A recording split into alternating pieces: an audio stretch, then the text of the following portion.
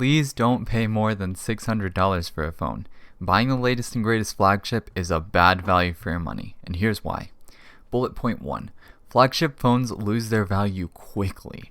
To show you what I mean, let's take a look at a chart I created. Now, mostly you should be paying attention to these two rows, which indicate how many months since each phone was released and how much cheaper the phone has gotten since release.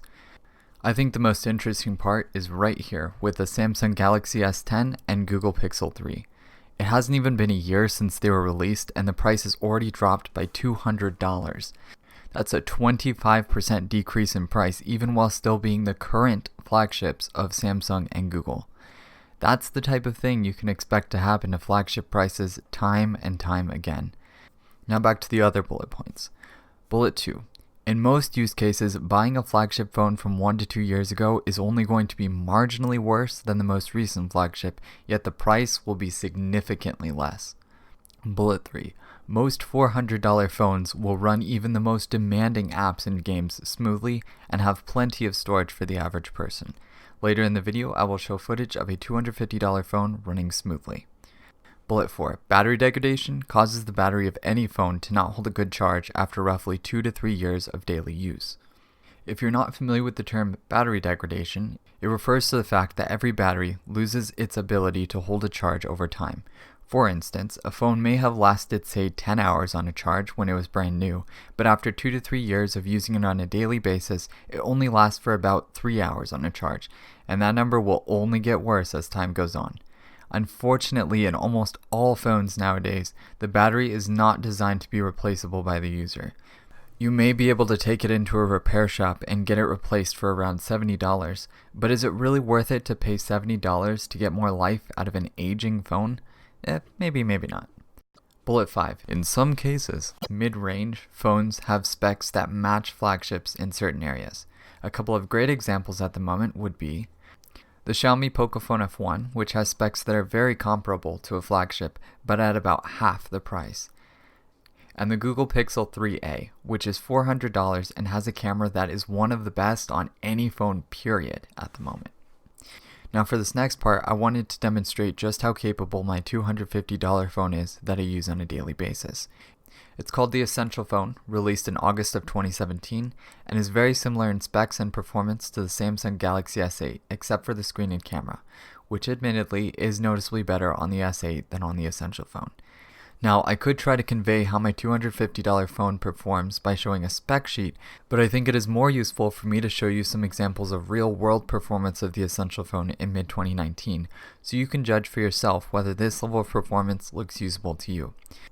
Before I get into that though, it should be noted that what you are about to see is only meant to be a depiction of how smoothly my phone runs things, and not an accurate depiction of how the phone screen looks or speakers sound in real life. It should also be noted that I'm not trying to sell people on the Essential Phone specifically, I am only trying to demonstrate just how capable a phone can be even at $250. So here we go. First, I have some popular social media apps running on the Essential Phone. Here's Facebook,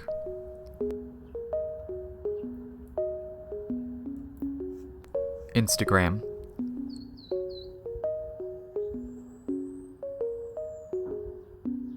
Pinterest, and Twitter.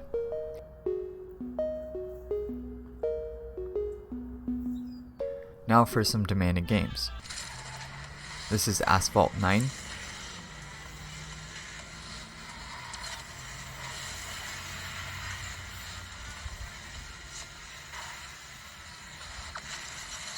PlayerUnknown's Battlegrounds, also known as PUBG,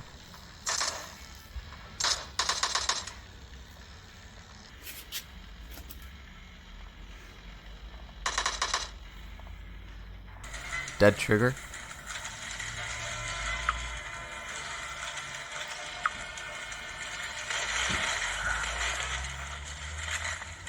and Shadow Fight.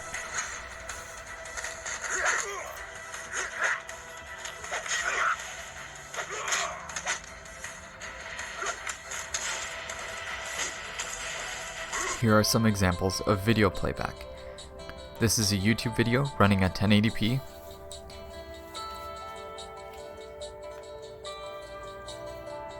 And some Hulu. Dude, you just dropped. That's out of my company.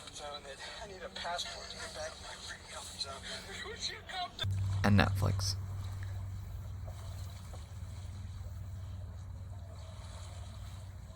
On screen now is a short video that I took on the Essential phone.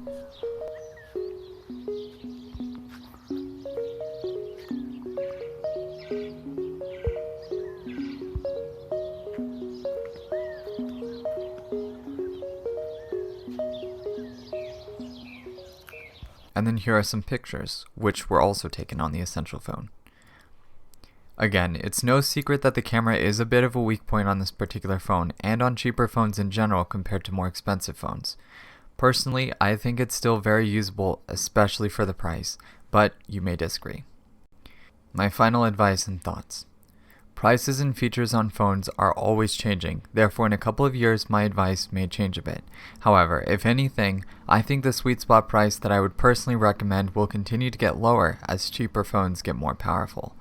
To clarify, I define sweet spot as the minimum price you can pay to get a phone that runs even the most demanding games and apps smoothly, has plenty of storage, a decent camera, and has been no more than 3 years since the phone first released. At the moment, I believe the sweet spot for Android to be anywhere from $300 to $500. You could probably raise that up to $600 if you are dead set on getting an iPhone.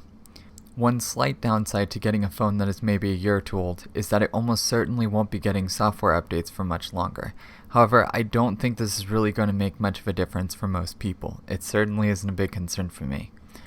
If you are worried about that, then it may be a better idea to get a current mid-range phone over an older flagship.